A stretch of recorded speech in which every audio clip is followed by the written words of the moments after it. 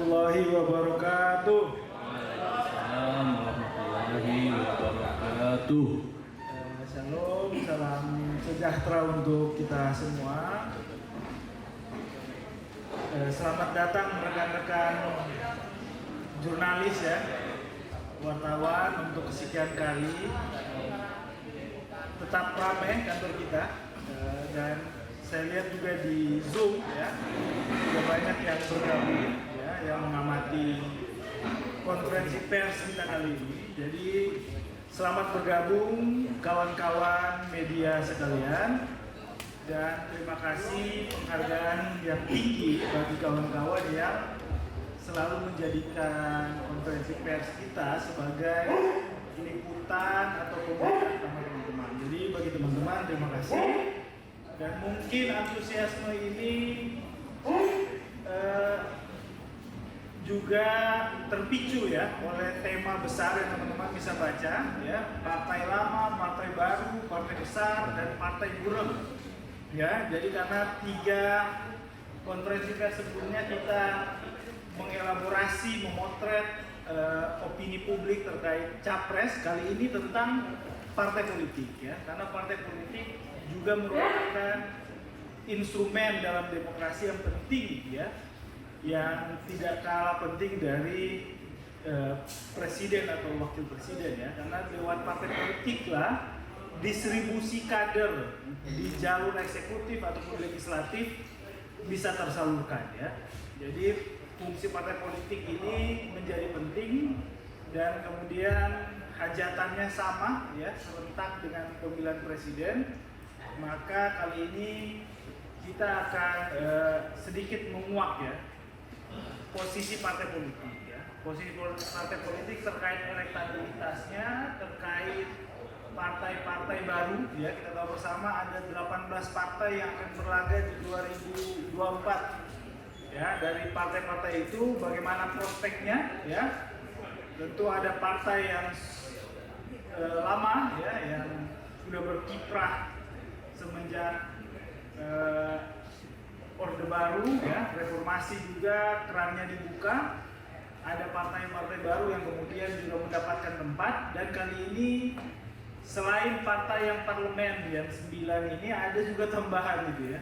Ada 18 partai ini baru, kita akan coba potret posisi partai itu, dukungan publik dan opini publik seperti apa. Dan tentunya dukungan terhadap partai politik tidak bisa dilepaskan dengan atribusi yang melekat ya. Mungkin posisi aspirasi mereka tentang segmen-segmen penting, misalnya ekonomi dan sebagainya, ini mungkin akan dielaborasi, termasuk mungkin jika ada data terkait konfigurasi dengan dukungan capres ya, apakah punya korelasi, apakah meningkatkan suara partai dan masih bisa mendongkrak ataupun sebagainya. Jadi untuk mengelaborasi kawan-kawan sekalian, tidak berpanjang-panjang ya, di sini sudah ada Mas Ardian Sopa, peneliti lingkaran survei Indonesia yang juga merupakan direktur SIGI ya, LSI, yang nanti akan menjabarkan tentang tema yang kali ini kita angkat, partai lama, partai baru, partai besar, dan partai buram. Kepada Mas Ardian, kami persilakan. Baik, terima kasih Mas Ikram. Bismillahirrahmanirrahim. Assalamualaikum warahmatullahi wabarakatuh. Alhamdulillah wa syukurillah, salatu wassalamu ala rasulillah. Sahabat-sahabat semua yang saya banggakan, rekan-rekan dari lingkaran survei Indonesia, baik pimpinan, karyawan, staf, dan semuanya yang alhamdulillah juga sudah hadir di sini, terutama juga teman-teman, kawan-kawan, sahabat-sahabat semua media yang sudah berkesempatan hadir di sini. Tentu kita mengucapkan apresiasi yang setinggi-tingginya karena meluangkan waktunya untuk hadir di sini. Tidak lupa juga teman-teman yang hadir di YouTube maupun juga di media online yang lainnya. Terima kasih atas meluangkan waktunya untuk sama-sama kita melihat hasil survei terbaru dari LSI Deni JA. Nanti akan kita lihat melalui yang sama-sama nanti kita saksikan mengenai peta partai yang memang sekarang ini berdasarkan hasil survei terbaru dari LSDDJA, dan kalau saya amati juga di media ini merupakan survei terbaru dari lembaga-lembaga yang ada di Indonesia. Jadi kalau kemarin kita juga menyaksikan ada sebelum tahun baru di Desember, Oktober, bahkan juga ada di Juni dan seterusnya. Alhamdulillah kemarin pasca tahun baru langsung kita mengebut di tanggal 4 kita melakukan survei sampai dengan sekitar tanggal 15-an, dan alhamdulillah hasilnya bisa kita sajikan hari ini. Tentu ini merupakan pertanggungjawaban kita juga menyambut pesta demokrasi terbesar, karena memang nanti pertama kalinya kita melakukan pilpres dan pileg secara bersamaan. Dalam konteks itu tentu banyak hal yang bisa disajikan kepada sahabat-sahabat semuanya, tapi untuk kali ini kita fokus di peta partai yang ada di Indonesia yang siap berkontestasi di tahun 2024 yang akan datang. Sebagaimana kita ketahui bahwa per hari kemarin KPU sudah menetapkan peserta pemilu, ada 18 partai politik yang memang bertarung secara nasional. Tentu juga ada partai lokal, tapi memang kita tidak kita masukkan karena memang konteks kita adalah survei nasional, sehingga yang kita potret adalah survei nasional. Dari ke-18 partai ini nanti bisa kita lihat partai mana yang masuk kategori. Kita membuat kategori, nanti ada berbagai kategori, yang besar, kemudian juga yang menengah, yang kecil, bahkan juga ada partai 0, mana partai yang masuk masing-masing kategori yang ada ini. Saya tidak tahu apakah partai-partai dukungan dari sahabat-sahabat semuanya berada di posisi yang mana. Dan ini juga insya Allah bisa mengupdate pengetahuan kita mengenai pergerakan partai minus 1 tahun sebelum pelaksanaan pileg di 2024. Tanpa panjang-panjang kita langsung masuk kepada metode samplingnya. Jadi tetap kita menggunakan multi-stage random sampling sama seperti kita melakukan survei yang terdahulu. Jadi ini memang kita lakukan sejauh ini masih akurat untuk menggambarkan peta politik maupun peta elektabilitas dari partai maupun juga dari hal-hal yang lainnya. Ini penggabungan antara hierarki sama stratifikasi sehingga multi-stage dan sampling. Jumlah responden ada 1.200 responden. Tetap kita pakai angka yang selama ini juga bisa menjadi acuan kita. Kemudian teknik pengumpulan data, ini wawancara tatap muka dengan menggunakan kuesioner. Jadi memang salah satu kekuatan dari menggunakan kuesioner tatap muka, jadi setiap pemilih yang ada di Indonesia keseluruhannya, baik dia yang sudah menikah atau yang berusia di atas 17 tahun, mempunyai kesempatan yang sama terpilih menjadi responden. Karena kalau saya amati di beberapa bulan belakang ada juga yang melakukan survei nasional tetapi mereka menggunakan pencuplikan telepon atau online dan sebagainya. Jadi kalau misalnya menggunakan telepon berarti yang punya nomor kontak saja yang terpilih menjadi responden. Kalau ini insya Allah semua pemilih yang ada di Indonesia itu punya kesempatan yang sama terpilih menjadi responden. Kemudian margin of error 2,9%, tepatnya 2,87, kita bulatkan 2,9. Kemudian ini yang penting juga waktu pengumpulan data. Jadi kita ambil 3 hari setelah tahun baru, yaitu di tanggal 4 sampai dengan tanggal 15 Januari 2022. Sekarang tanggal 7, tentu dari tanggal 15 itu kita juga melakukan data dan sebagainya, tabulasi dan seterusnya, sehingga memang baru kita bisa paparkan di hari ini. Tapi insya Allah bahwa data yang kita paparkan ini merupakan yang terbaru di antara lembaga-lembaga yang lain. Kemudian juga sebagaimana kebiasaan kita juga melengkapi data ini dengan riset kualitatif ya. Ada FGD, kemudian juga ada interview, kemudian juga ada media analisis dan lain sebagainya. Sehingga ini bisa memperkaya apa yang ingin kita sampaikan. Tidak lupa ini Lifetime Achievement Award terhadap founder dari LSI, Bapak Denny JA atas 9 pencapaian 9 prestasi, mulai dari pendiri profesi konsultan politik, kemudian juga di MK membatalkan undang-undang, kemudian juga pendiri asosiasi lembaga survei pertama, kemudian juga dedikasi di dunia survei sejak pemilu langsung di 2004. Jadi alhamdulillah sudah panjang kita menghiasi dunia politik, kemudian juga rekor quick count selisih 0% dengan real count KPU. Ini juga secara metodologi hampir sama dengan kita melakukan survei.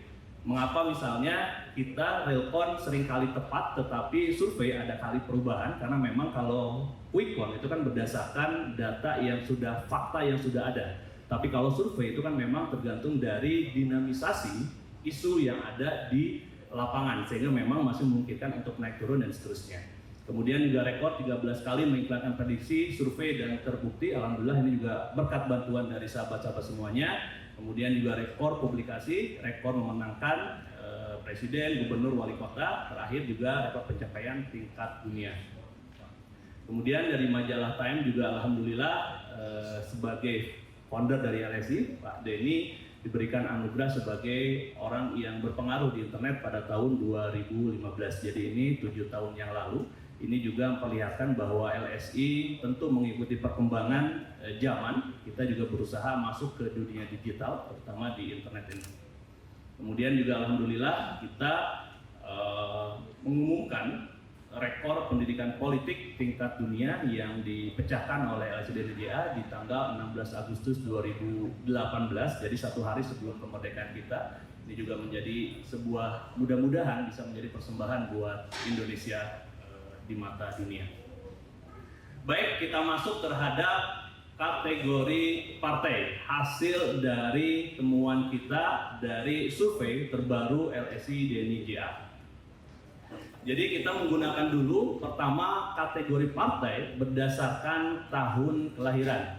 Tentu ini bukan sesuatu yang sangat rigid, dalam artian ini kita bisa diskusi di sini, tetapi kita menganggap bahwa minimal bisa kita kategorisasi partai-partai yang ada di Indonesia yang nanti ikut pemilu di 2024 dalam 3 kategori. Pertama memang yang lahir sebelum reformasi. Jadi reformasi ini kita tandai dari masa reformasi ya, 98, Mei 98 ketika memang Pak Soeharto turun ya. Yang lahir sebelum reformasi ini ada 3, PDIP, kemudian juga Golkar, kemudian juga P3 ya.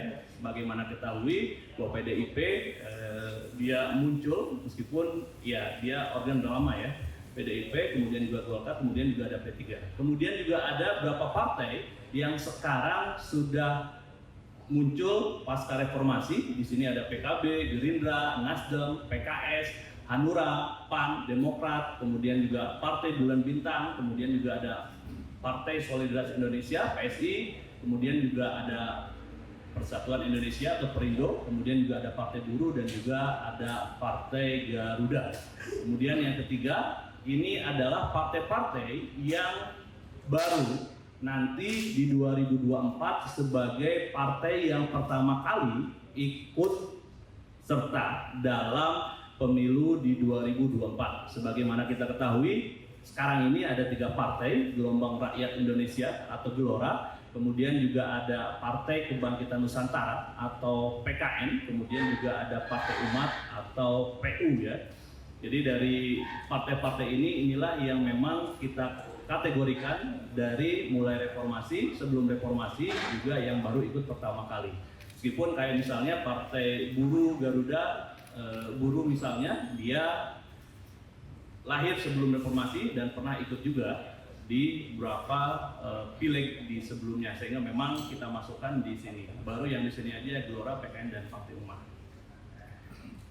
Kemudian kita juga membuat kategorisasi berdasarkan dukungan dari pemilih, berdasarkan elektabilitas yang dicapai oleh partai-partai yang ada. Jadi yang pertama misalnya partai besar ini adalah partai yang mempunyai dukungan di atas 10%, partai yang mempunyai elektabilitas di atas 10%.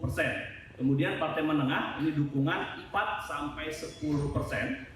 Jadi dukungan yang diterima atau elektabilitas yang ketika partai itu mendapatkan di antara 4 sampai dengan 10, kita masukkan di partai menengah. Kemudian ada juga partai kecil, ini adalah partai yang secara elektabilitas, yang secara dukungan dia berada di angka 1 sampai dengan 4%. Jadi kalau misalnya ada partai di angka 1,8, partai berada di angka 2,8, ya selama di antara rentang 1 sampai 4 dia masuk ke partai kecil. Kemudian yang keempat juga ada partai 0, jadi ini adalah partai yang dukungannya masih di bawah 0%, 0,1, 0,2 sampai dengan 0,9 kita masukkan di partai 0.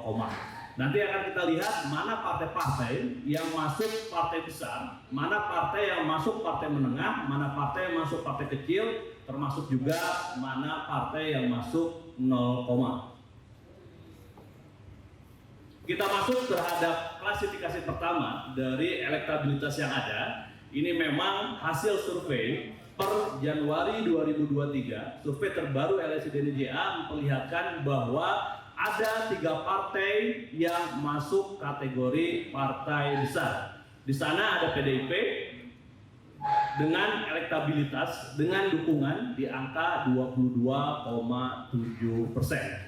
Kemudian yang kedua ada Partai Golkar dengan dukungan 13,8%. Kemudian yang ketiga ada Partai Gerindra di angka 11,2%. Jadi dari 18 partai yang ada yang siap kontestasi di 2024, hanya 3 partai yang masuk kategori partai besar.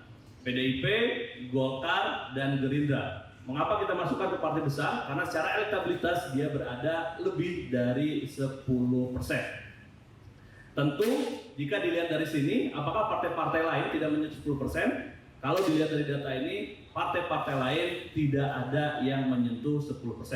Jadi dari hasil ini bisa kita lihat bahwa hanya 3 partai yang masuk kategori partai besar yang mendapatkan lebih dari 10%, yaitu PDIP 22,7%, Golkar 13,8%, kemudian juga Gerindra 11,2%. Ini yang masuk kategori partai besar. Dan di partai besar ini pertarungannya adalah pertarungan memenangkan pileg nantinya. Karena dengan yang ada ini tentu kita belum bisa menentukan kira-kira siapa yang menang nanti di pileg. Tetapi kalau dilihat dari data berarti pertarungan untuk menang pileg ada di 3 partai ini. Apakah nanti posisinya tetap misalnya PDIP paling tinggi, atau misalnya disalib Golkar atau disalib Gerindra, tentu perjalanan waktu yang nanti akan memperlihatkan itu. Tetapi bahwa 3 partai inilah salah satunya nanti yang akan memenang pemilu di 2024. Partai besar. Kemudian kita masuk terhadap partai menengah. Ini kita lihat ada 4 partai yang masuk di partai menengah. Yang pertama PKB, ini di angka 8,0%. Kemudian yang kedua ada Demokrat 5,0%. Kemudian yang ketiga ada PKS, angkanya saya lupa. Kemudian juga ada Nasdem, angkanya di angka juga sekitar 4,4%. Jadi partai menengah ini adalah partai-partai yang secara kategori itu berada di rentang 4 sampai dengan 10%. Tadi misalnya kita lihat PKB, partai yang memang lahir pasca reformasi. Waktu itu Kiai Haji Abdurrahman Wahid mendirikan partai ini, sehingga sekarang ini posisinya di angka 8%. Kemudian juga yang kedua ada Partai Demokrat, partai yang dulu berdiri di awal tahun 2004 di angka sekitar 7,5%-an. Dan ini Partai Demokrat ini juga partai hanya butuh pemilu yang kedua dia bisa memenangkan pileg di tahun 2009 dengan angka sekitar 20,7%. Kemudian yang ketiga juga ada Partai Keadilan Sejahtera, ini juga angkanya lumayan tinggi. Kemudian yang keempat di partai menengah ini ada Partai Nasional Demokrat atau Nasdem yang mana kalau misalnya kita bandingkan dengan yang sebelumnya, karena ini lumayan juga menjadi isu ya, menjadi isu. Sekarang posisinya ada di angka 4,4%. Jadi kalau tadi partai besar berupaya untuk memperebutkan supaya dia menjadi juara di Pileg 2024, partai menengah ini memang relatif secara parliamentary threshold dia sudah lolos, tetapi memang masih juga bisa menjadi ancaman ya. Jadi relatif sudah lolos tapi memang masih menjadi ancaman karena memang masih belum terpaut yang begitu tinggi. Jadi angkanya baru 4 sampai dengan 10%. Sebagaimana kita ketahui bahwa parliamentary threshold sekarang adalah 4%. Jadi kalau kita klasifikasi berdasarkan tadi partai besar partai menengah, itu ada 7 partai yang masuk dalam titik aman pertama. Sehingga kalau misalnya partai besar dia berusaha untuk bertarung memenangkan, yang partai menengah ini juga berusaha untuk menambah sehingga minimal bisa menjadi 5 besar nantinya di pemenang pemilu di Pileg 2024 yang akan datang. Tentu untuk yang partai menengah ini masih ada ancaman dari ketidaklolosan, tetapi frekuensinya sebenarnya agak lebih sedikit. Jadi tantangannya adalah bagaimana mereka memastikan bahwa suara-suara yang didapat ini itu tidak menjadi menghilang atau tidak menjadi kabur ya, sehingga bisa tetap kita saksikan. Kemudian seterusnya setelah partai menengah, kita juga ada yang kita kategorikan sebagai partai kecil. Jadi partai kecil ini adalah partai yang secara elektabilitas, secara dukungan itu berada di angka 1 sampai dengan 4%. 1 sampai dengan 4%, sehingga sebenarnya per survei ini dilakukan, mereka belum lolos melewati parliamentary threshold di angka 4%. Di survei ini yang masuk partai kecil itu ada 3 partai. Dan ternyata agak menarik datanya karena pemimpin dari para partai kecil ini itu adalah Perindo. Jadi Perindo pemimpin di antara partai kecil, dan 2 partai lainnya yang masuk partai kecil itu adalah partai yang sudah agak lama pernah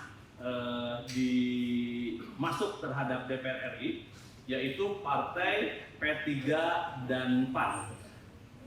P3 dan PAN. Jadi angkanya Perindo ini di angka 2,8%. Kemudian ada P3, ini langganan bahkan sebelum reformasi dia selalu masuk dan seterusnya. Bahkan setelah reformasi 2024, 2009, 14, 19 dia juga langganan masuk.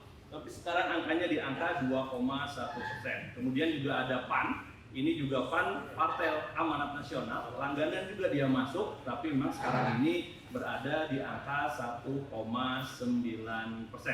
Jadi secara dukungan, 3 partai ini, Perindo, kemudian P3 dan PAN itu berada di kategorisasi partai kecil. Kemudian yang tadi kita saksikan bersama, di bawah partai kecil itu juga ada partai 0, jadi partai ini adalah partai yang elektabilitasnya, yang dukungannya itu masih di bawah 1%.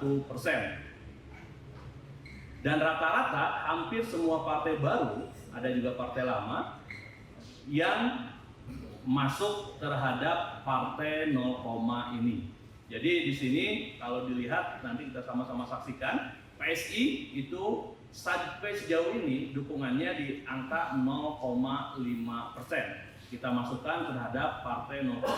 Kemudian yang kedua juga ada Partai Bulan Bintang, yang mana partai ini dulu 99 kemudian 2004 masih menempatkan wakilnya di parlemen, tapi sekarang posisinya berada di 0,3. Kemudian juga ada Partai Garuda, kita sudah balik lagi, Garuda ini juga sama 0,3.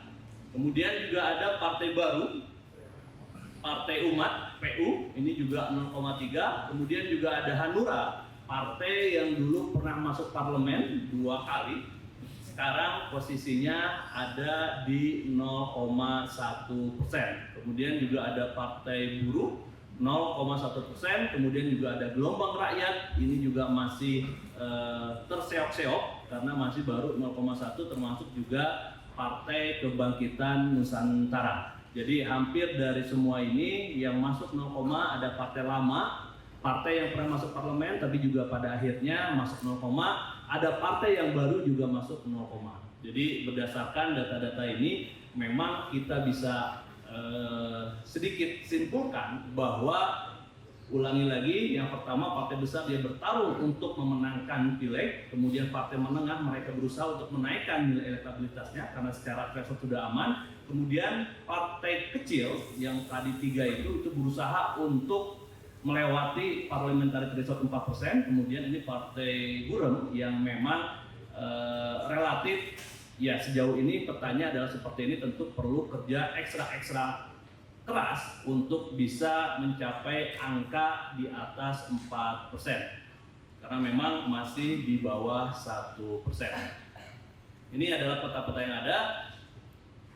Kemudian ini juga hal yang menurut kita menarik untuk kita sampaikan, bahwa dari partai-partai yang ada dari 4 kategori ini, semua partai besar ini lahir sebelum reformasi. Hanya Gerindra yang masuk partai besar, tetapi dia lahirnya setelah reformasi. Jadi PDIP, Golkar, kemudian juga P3 itu memang lahir sebelum reformasi, dan Gerindra lahir setelah reformasi tapi dia menjadi partai besar. Tadi angkanya itu PDIP 22,7, Golkar 13,8, Gerindra 11,2, P3 lahir sebelum reformasi tapi angkanya 2,1, sehingga kategori dia partai kecil dan dia lahir sebelum reformasi. Jadi catatan dari ini adalah P3 satu-satunya partai yang lahir sebelum reformasi yang saat ini tidak menjadi partai besar. Bahkan tadi kita sampaikan dia masuk kategori partai kecil. Yang pertama. Kemudian yang kedua, semua partai menengah ini lahir setelah reformasi. Sama-sama kita saksikan, kecuali Gerindra yang memang lahir setelah reformasi tetapi menjadi partai besar ya, atau dukungannya di atas 10%. Jadi Gerindra 11,2, yang lainnya PKB, Demokrat, PKS, Nasdem lahir setelah reformasi dan dia menjadi partai menengah. Jadi hanya Gerindra partai yang lahir setelah reformasi dan menjadi partai besar. Mengapa ini terjadi? Nanti mungkin bisa terjawab di slide-slide selanjutnya. Kemudian juga semua partai kecil pernah ikut pemilu minimal sekali pemilu. Tadi kita perlihatkan bahwa ada 3 partai yang masuk kategori partai kecil, Perindo, kemudian juga P3 dan PAN, dan bagaimana kita ketahui bersama bahwa 3-tiganya ini pernah ikut pemilu. Perindo misalnya di 2019, kemudian P3 bahkan jauh sebelum reformasi dia sudah ikut pemilu, termasuk juga PAN setelah reformasi dia tiap periode kepemiluan kita dia ikut menjadi peserta pemilu dan menempatkan wakilnya juga di parlemen ya. Sekarang saja memang dia secara elektabilitas masih tertinggal dibandingkan dengan partai-partai yang lain. Kemudian ini juga yang menarik bahwa semua partai yang baru ikut pemilu di 2024 ini itu menjadi partai 0, jadi ada Partai Umat atau PU 0,3%, kemudian juga ada Gelombang Rakyat atau Gelora ini 0,1%, kemudian juga PKN Partai Kebangkitan Nusantara 0,1%. Jadi dilihat dari sini memang semua partai yang pertama kali ikut pemilu itu berada di partai 0, atau di bawah 1%.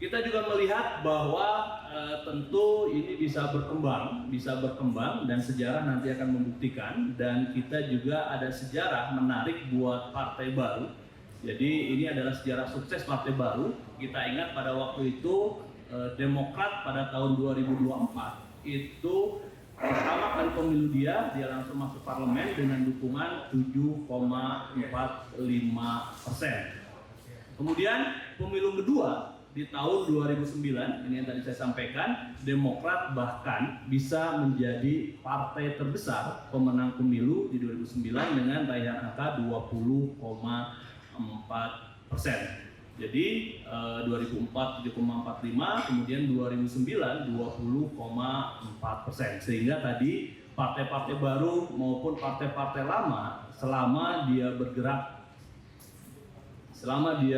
kemudian membangun strategi dan sebagainya, bahwa partai baru itu juga memungkinkan dia untuk mendapatkan langsung masuk partai menengah misalnya, atau di tahun selanjutnya, pemilu selanjutnya bisa menjadi pemenang. Ini adalah sejarah sukses Partai Demokrat. Dan saat ini memang Demokrat menjadi partai menengah di angka 5% sebagaimana kita ketahui.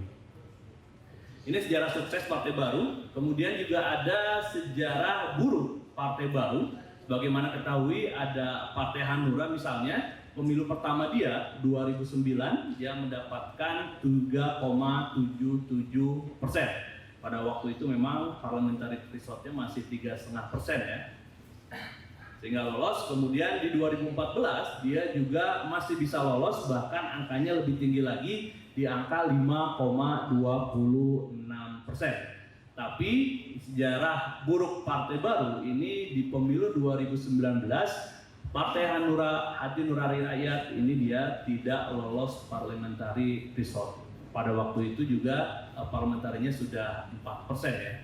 Itu yang pertama, Partai Hanura. Kemudian yang kedua, PBB, Partai Bulan Bintang di 99 dia juga lolos dengan 1,94%. Ini menarik. Kemudian yang kedua juga di 2004 masih lolos 2,62% karena belum melakukan parliamentary threshold, jadi masih lolos dua-duanya. Kemudian memang ketika penutupan parliamentary threshold di 2009, 2014 dan seterusnya, ini PBB tidak lolos. Jadi selain ada kisah sukses partai, ternyata juga di perpolitikan kita itu juga ada kisah buruk Partai Baru ya.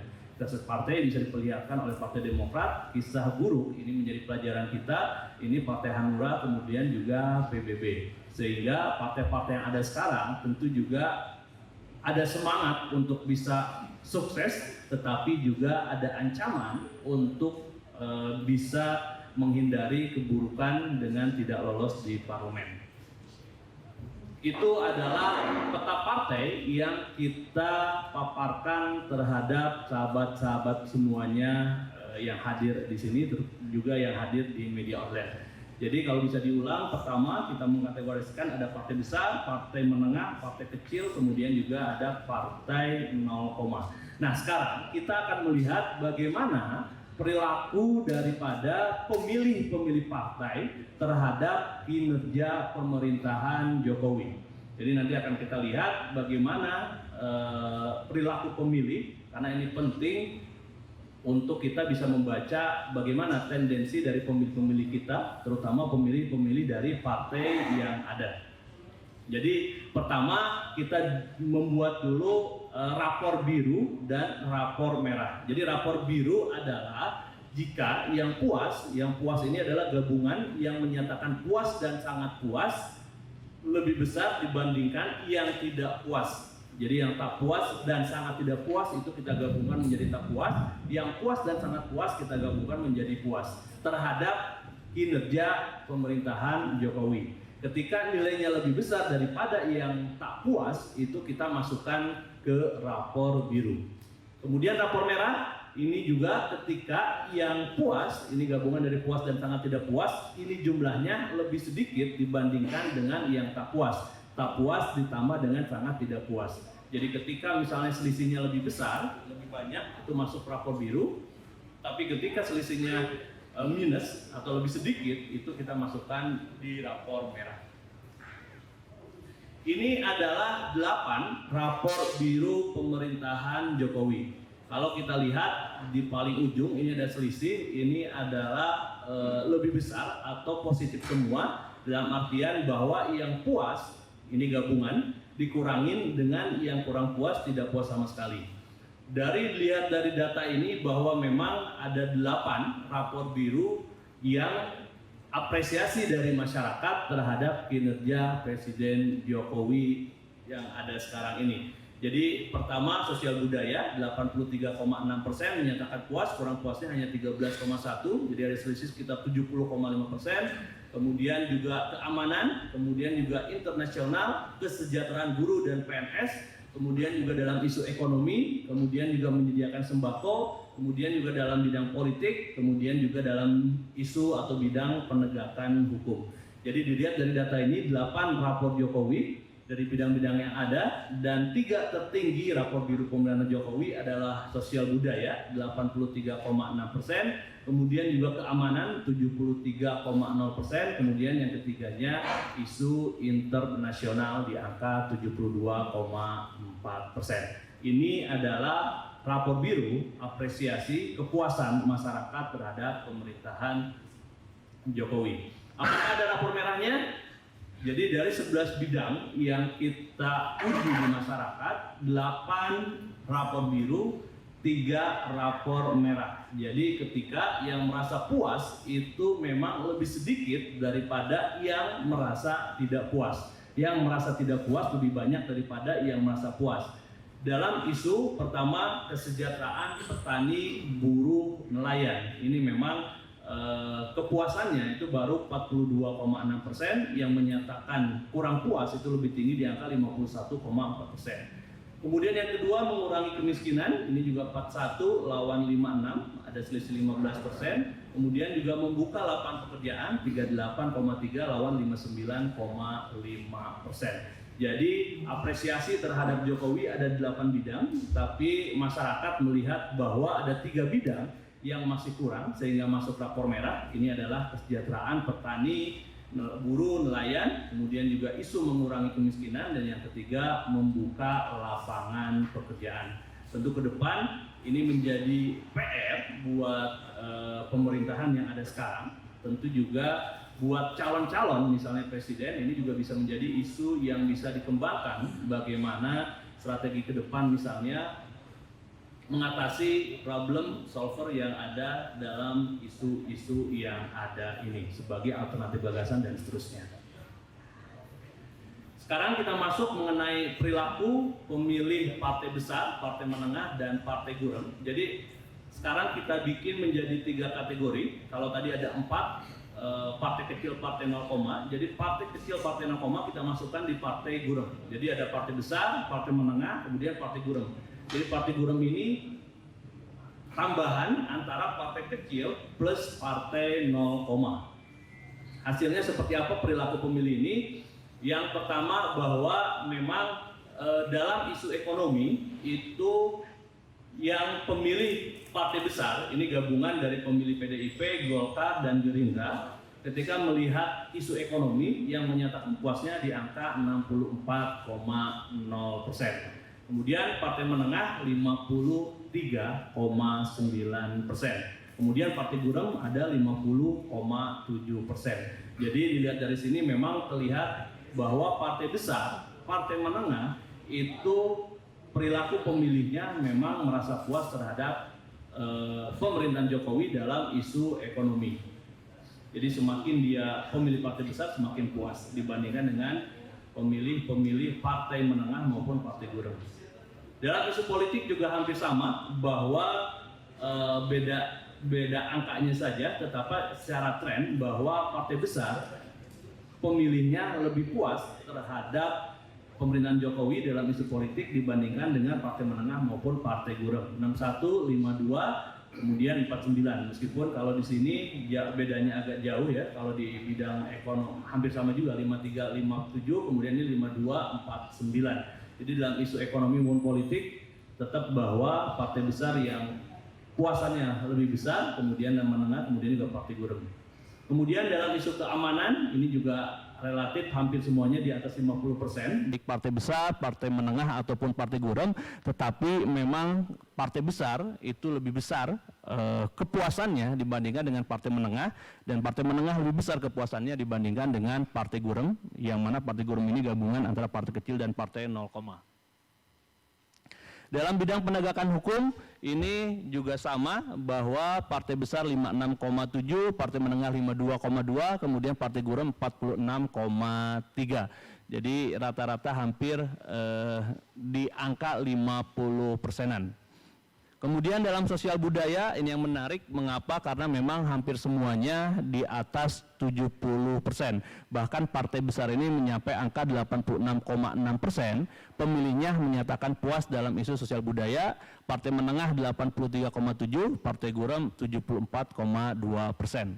Kemudian dalam isu internasional juga di atas 60% semua, meskipun partai besar paling tinggi 77,7, menengah 69,7, kemudian gurem 62,1%. Kemudian ini di isu membuka lapangan pekerjaan relatif di bawah 40% semua, tetapi trennya sama, bahwa pemilih partai besar itu lebih puas dibandingkan dengan pemilih partai menengah maupun partai gurem. Kemudian di isu mengurangi kemiskinan ini juga di bawah 40%, karena memang ini masuk juga tadi di kategori rapor merah ya, 43, tapi trennya adalah partai besar pemilihnya lebih puas dibandingkan dengan partai menengah maupun juga partai gurem. Dalam bidang penyediaan sembako juga sama, 63, 59, 50, bahwa partai besar 63, partai menengah 59, kemudian partai gurem 50%. Pemilihnya puas terhadap penyediaan sembako yang dilakukan oleh pemerintah Jokowi. Kemudian dalam isu kesejahteraan petani, buruh dan nelayan ini di bawah 50% semua, 4,9 partai besar, partai menengah 41,8, juga partai gurem 38,8%. Kesejahteraan guru dan PNS ini partai besar 69,3, partai menengah 68,7%, partai gurem 54,5%.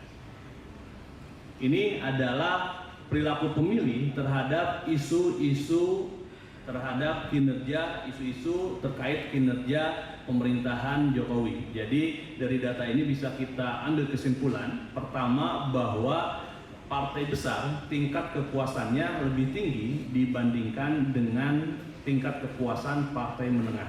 Partai menengah tingkat kepuasan pemilihnya itu lebih tinggi dibandingkan dengan kepuasan partai gurem. Jadi partai gurem ini sekali lagi gabungan antara partai kecil dan juga partai 0, kemudian dari awal sampai dengan tadi awal kategorisasi partai politik, kemudian juga kinerja, kira-kira apa hikmah yang bisa kita ambil dari perjalanan perpolitikan yang ada di Indonesia. Jadi yang pertama bahwa ya partai baru hanya bisa menjulang tinggi elektabilitasnya jika memiliki calon presiden yang populer. Sebagaimana kita ketahui tadi, kasus misalnya Demokrat untuk pemilu yang kedua hanya butuh siklus kedua kali pemilu, Partai Demokrat bisa menjadi partai pemenang pemilu di 2009. Bahkan kalau misalnya kita lihat angkanya dari 7,45%, dia langsung menanjak sampai dengan angka 20% lebih sedikit. Kemudian poin yang kedua, kita juga melihat bahwa partai yang lahir di era reformasi hanya bisa menjadi partai besar atau elektabilitasnya lebih dari 10% jika punya capres yang juga populer. Ini bisa kita lihat daripada kasus Gerindra dengan Pak Prabowo ya. Kita tahu sendiri Pak Prabowo sebagai tokoh sentral dari Partai Gerindra ini tidak lepas dari pemilu yang sebelumnya juga mendapatkan lebih dari 10%, dan sekarang pun di survei per kali ini itu juga mendapatkan masuk kategori partai besar di atas dari 10%. Ini hikmah yang pertama. Kemudian hikmah yang ketiga keempat, jika memiliki capres yang paling populer atau nomor 2 populer adalah jalan tol membuat partai itu menjadi besar. Jadi punya capres yang populer, sangat populer, atau nomor 2 populer itu adalah jalan tol membuat partai itu menjadi besar. Kasusnya mana? Ya kasusnya seperti Pak SBY di Demokrat misalnya, maupun Pak Prabowo di Gerindra. Kita nggak tahu dengan partai-partai yang lain apakah juga akan terjadi atau memang kita perlu menunggu waktu. Kemudian yang keempat, ini juga menjadi catatan bahwa partai yang pernah lolos ke DPR dapat terjatuh menjadi partai non-parlemen, tak lolos parliamentary threshold, dan ini sudah ada sejarahnya, yaitu di Hanura dan Partai Bulan Bintang. Hanura 2 kali ikut pemilu, dua-duanya lolos, tapi setelah itu tidak lolos. PBB juga sama, pertama kali lolos, kedua juga lolos, tapi seterusnya belum lolos. Kita tentu berharap bahwa kejadian yang ini tentu bisa menjadi catatan buat partai-partai, terutama memang partai-partai baru ya, sehingga ya sejarah ini cukup katakanlah misalnya 2 partai, sehingga ya kita bisa banyak partai yang nantinya bisa lolos. Kemudian kita juga mencatat ada berapa kesimpulan, ada 7 kesimpulan dari paparan kali ini.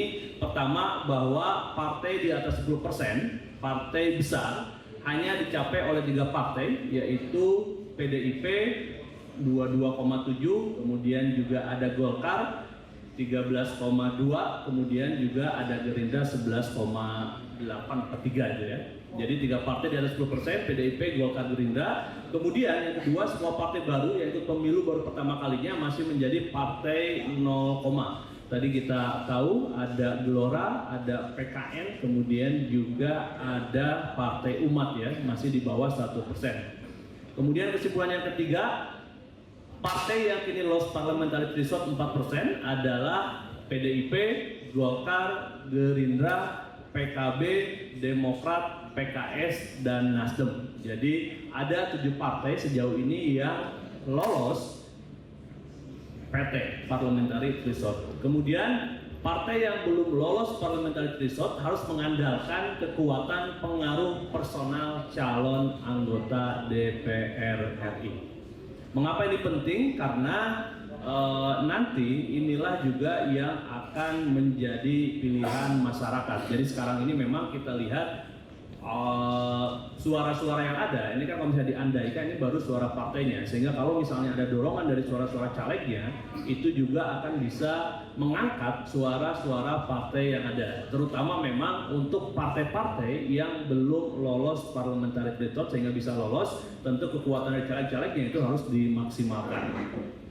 Kemudian yang kelima, pendukung partai Gurem, tadi itu gabungan antara partai kecil dan partai 0, umumnya dari pemilih yang tingkat kepuasannya pada kinerja pemerintah paling rendah. Jadi ada 11 bidang yang tadi kita uji, dan 11 yang memperlihatkan bahwa kepuasan dari partai Gurem, pemilih partai Gurem itu memang lebih rendah dibandingkan partai menengah atau juga partai besar.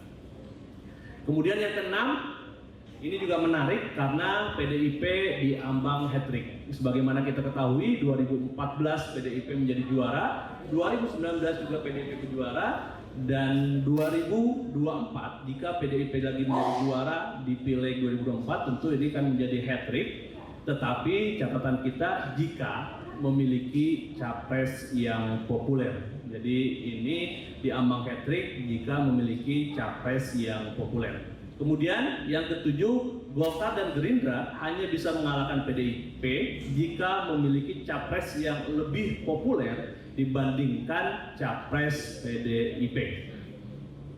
Memang kita melihat bahwa tingkat pentingnya popularitas capres untuk mendongkrak dukungan partai, sehingga peluang tadi bahwa 3 partai ini berpeluang untuk menjadi pemenang. Terlebih misalnya PDIP diambang hat-trick, tapi jika dia punya capres yang populer. Kemudian Gerindra dan Golkar juga berpeluang menjadi pemenang jika memang nantinya punya capres yang lebih populer daripada capres PDIP. Itu adalah hasil dari kajian, hasil dari Sunas terbaru LSI DNIJA yang kita bisa paparkan terhadap teman-teman. Semoga bisa menambah referensi dari sahabat-sahabat semuanya. Semoga bisa juga menjadi bahan pertimbangan buat untuk partai-partai maupun juga capres-capres yang nanti berkontestasi di 2024. Terima kasih, saya kembalikan kepada Mas Ikram. Ya, baik, terima kasih Mas Ardian Sopa. Jadi banyak data tadi kalau kita simak ya, bahwa dari aneka parpol ya yang berlaga 18 partai politik, kita tahu tadi dijelaskan per detik ini memang ada 8 partai ya yang kemudian disebut partai 0, yang belum memenuhi ambang parliamentary threshold ya. Bahkan kalau ditambah dengan plus minus margin of error itu pun belum ya. Namun tadi dikasih disclaimer di awal bahwa ini data per hari ini yang notabene masih 1 tahun menjelang laga pada 2024. Tentu akan ada dinamika, belum juga nanti dihitung soal DCT ya, daftar calon tetap. Ketika itu ada pasti akan ada perubahan ya, walaupun memang cukup besar, ada 8 partai 0, yang mungkin tersendat PT per hari ini ya. Kemudian tadi ada partai kecil ya, yang kalau diakumulasi partai menengah mungkin masih bisa mencapai PT ya, kalaupun plus minus margin of error. Tapi kalau pakai dengan angka faktualnya yang tadi disampaikan memang belum mencapai. Kemudian ada partai menengah ya. Kalau kita lihat dari partai menengah secara perolehan di bawah perolehan mereka pada 2019 kemarin. Ya, artinya pasti akan ada dinamika. Tadi dikunci dengan bahwa partai ini juga selain punya capres, harus punya capres untuk mengangkat suara parpol. Dengan kata lainnya juga, ini kan mau disampaikan bahwa jangan sampai parpol ya tidak sehati dengan pemilihnya juga terkait capres. Jadi pasti ada pemilih militan, dan pemilih militan juga punya daya tahan jika capres tidak mengusung partai tidak mengusung capres yang sesuai dengan pilihan partai politik. Jadi itu aneka data-data. Mungkin saya buka ke kawan-kawan yang ingin bertanya sembari saya juga mengelaborasi data yang ada di Zoom. Silakan. Oke, terima kasih. Yang pertama saya cuma tanya, pertama dulu, PDI ini masuk yang mana? Karena kalau PDI itu 73, sementara PDIP bukan partai sebelum reformasi, itu 23 Februari 99. Dia udah masuk kategori setelah reformasi. Itu cuma nanya pertama. Terus PDI harus punya capres bagus kalau untuk menang. Sementara tadi dengan 2%, apakah bisa kalau capresnya Puan? LSI ngeliat gimana nih, capresnya Puan dipaksa masuk nggak 22? Oke. Kemudian komando partai kecil ini atau partai Guram adalah Mas Perindro. Padahal segala upaya itu masif banget, medianya tembus segala macam. Salah apa di sini? Iya, karena begitu setiap ada LSI pasti armada ini datang nih, peliputan khusus datang. Salah apa nih gitu loh? Kok Perindo masih 2,8 padahal mereka minta 3, atau 4 baru ada khusus gitu loh. Itu yang terakhir soal Partai Umat. Partai Umat benar, dia berusaha untuk mengkatrol dirinya naik jadi partai di atas 0, tapi gimana dengan nasib Anies? Karena dengan dukungan dari Partai Umat semakin ketahuan bahwa Partai Anies ini didukung atau ditopang oleh kelompok-kelompok radikal intoleran.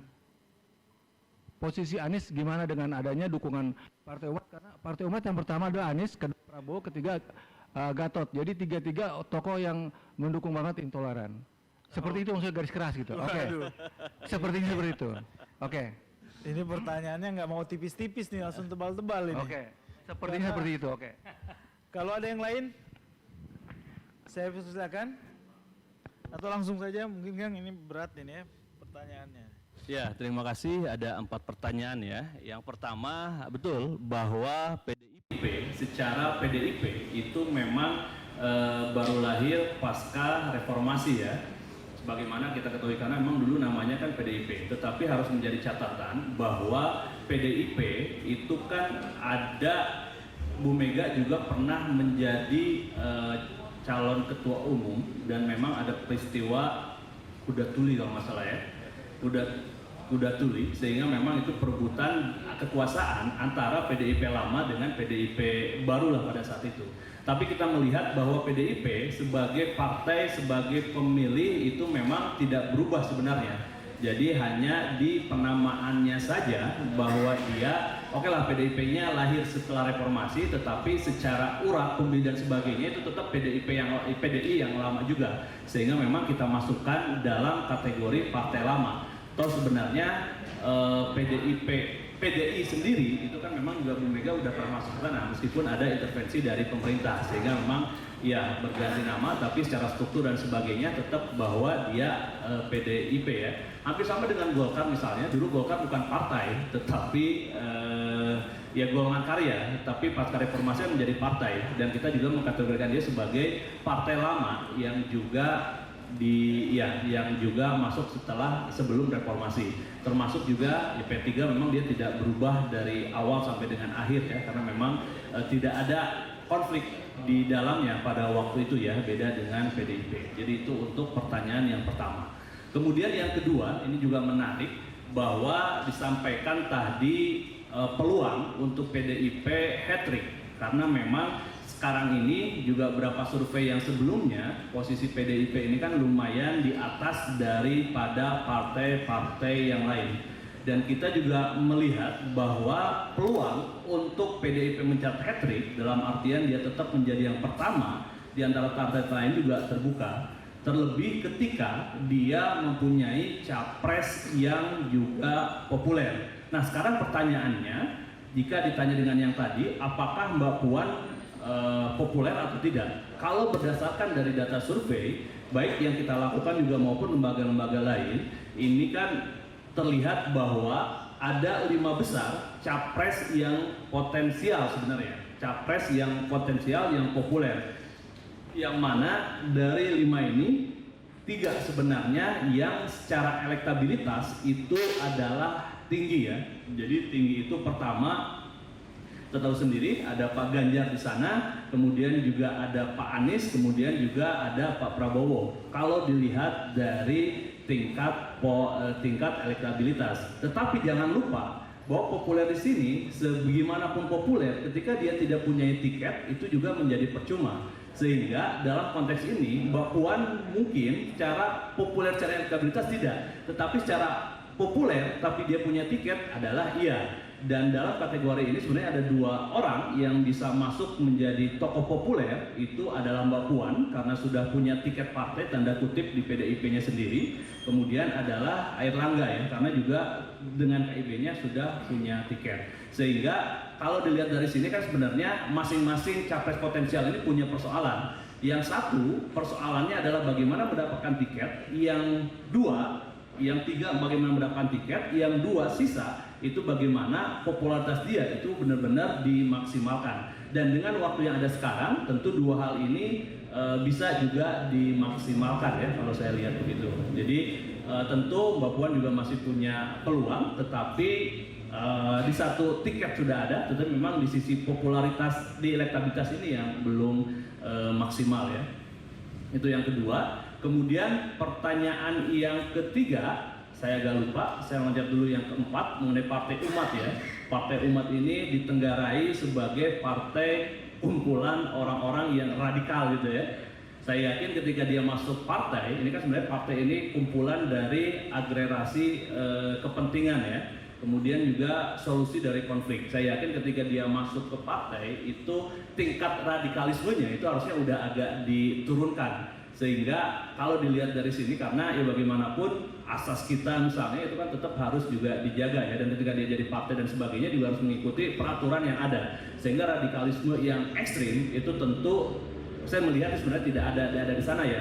Meskipun 1, 2, 3 orangnya itu kan juga ya ditenggarai misalnya sebagai seperti itu. Tapi saya melihat bahwa ada di sana, tetapi selama ini masih diperbolehkan oleh hukum sebenarnya tidak menjadi masalah. Dan ini dukungan ke Anies tentu juga kalau dalam konteks sekarang sebenarnya ya siapapun yang mau mendukung selama tidak menyalahi aturan harusnya sih fine-fine aja, bahkan bisa menambah suara ya.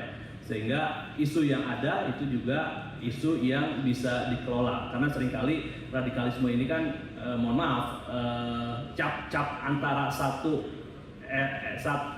kelompok dengan kelompok lain aja, padahal sebenarnya mereka juga bisa tertawa bareng dan sebagainya, jadi konflik-konflik itu tidak terlalu terlihat.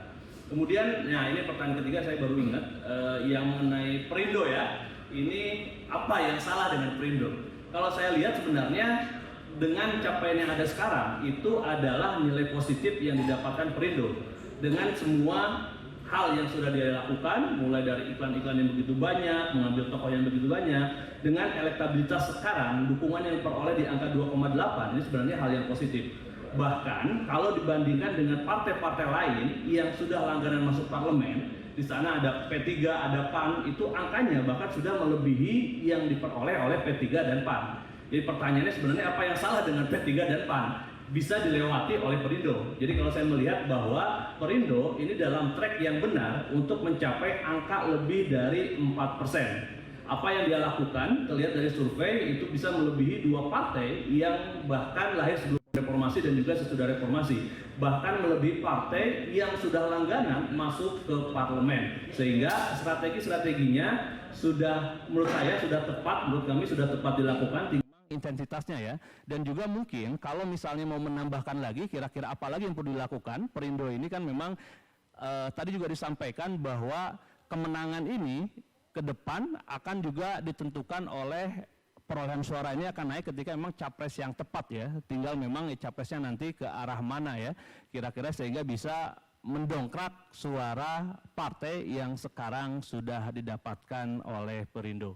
Jadi saya melihat tidak ada yang salah, tapi ya benar dan masih bisa ditambah sebenarnya. Begitu Abang Kinoy.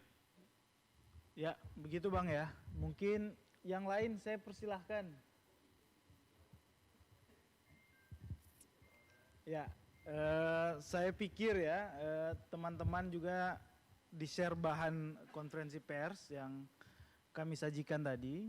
Dan setelah ini mungkin kami tutup ya, nanti teman-teman bisa langsung mengelaborasi ya aneka pertanyaan ya yang mungkin lebih mendalam langsung dengan Mas Ardian Sopa sebagai peneliti senior di Lingkaran Survei Indonesia. Kepada teman-teman sekali lagi Mas Ardian, atas waktu, teman-teman pimpinan, staf, peneliti di LSI dan juga yang kami hormati rekan-rekan pers, mungkin itu